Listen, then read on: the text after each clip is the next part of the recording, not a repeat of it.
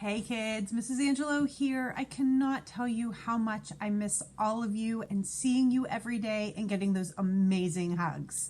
What I wanted to do here was read you a short story called What's with This Room? Now I've been having this conversation with my children at home, but I hope your parents are not having it with you. What's with this room? Look in this room, it's in such distress. You'd have to clean up just to call it a mess.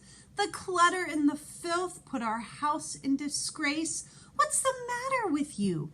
Can't you clean up the place?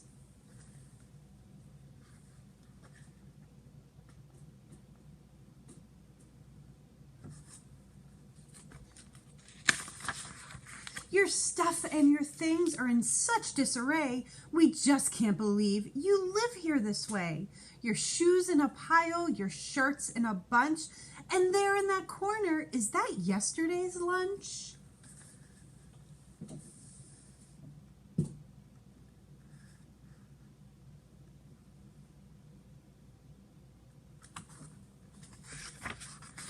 You take off your pants and you let them just fall. You throw dirty shirts and they stick to the wall. Your stinky old running shoes got up and ran, out stunk by your underwear hung from the fan.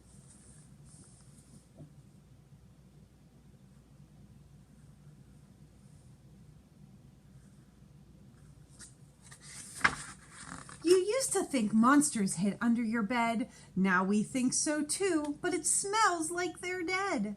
And even though this one looks as strong as an ox, his fatal mistake was eating your socks.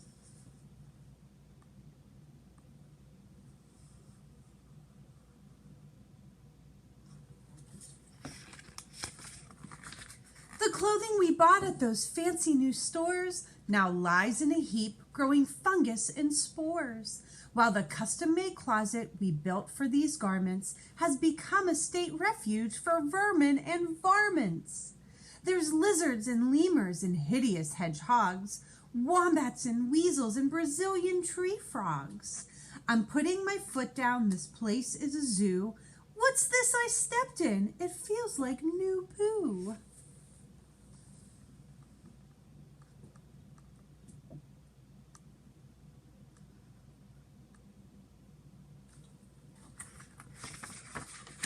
For your birthday, we gave you those fancy new blocks, but you've cast them aside and just used the box. It houses some creature, it's hard to tell what. We don't want to know, so please keep it shut.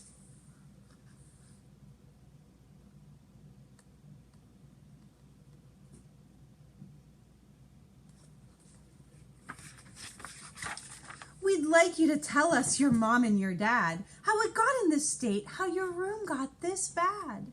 We brought you the mop, the vacuum and broom. Now why, my dear child, won't you clean up this room?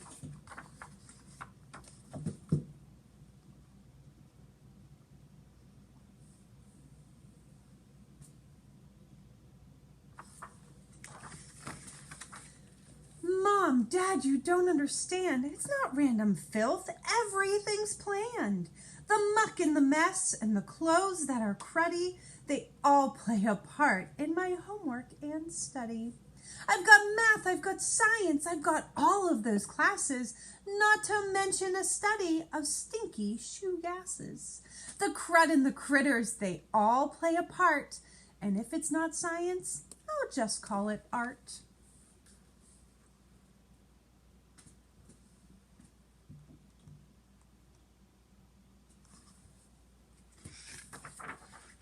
Those clothes aren't heaped up just because I'm a pig. I'm actually creating an archaeological dig. In a couple of years, I'll give you a chance to dig and discover my petrified pants.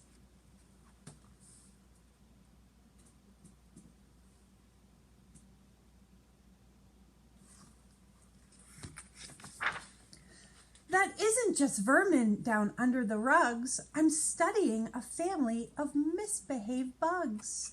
On my knees all day Tuesday, I got a bad blister while watching a cockroach torment his young sister.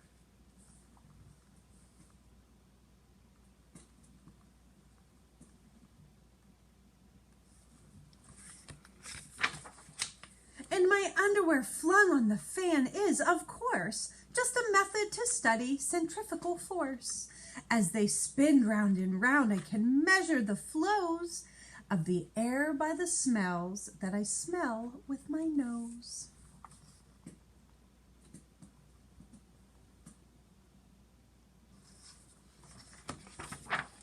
I'm not the first person with a closet of fur, but mine are alive, and that's what I prefer.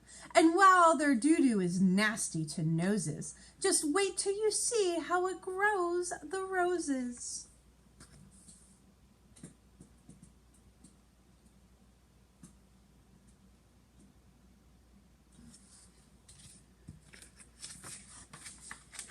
That food in the corner all covered with green will save you big money come next Halloween.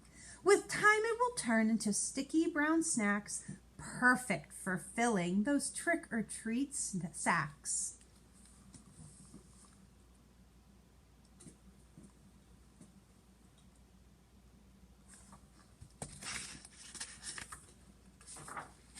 And finally, here's something of which I'm most proud. But cover your ears, the noise can be loud. It'll clear out your noses, if not the whole room, when I pour in the vinegar.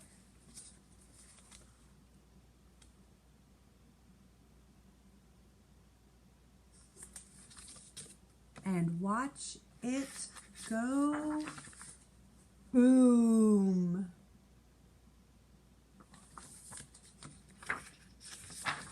Although that experiment was really a blast, it cleaned out my room just a little too fast. Now all my pet projects have turned to debris and taught me a lesson from up in a tree. I'm done with excuses, it's time to confess. That room was a pigsty, a big moldy mess.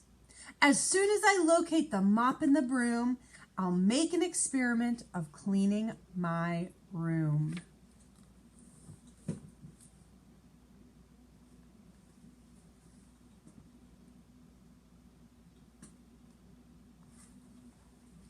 I hope you enjoyed that story, everyone. I will be chatting with you soon. Please make sure to check back, and I hope your room is cleaner than the little boys in the story. Have a good one, everyone.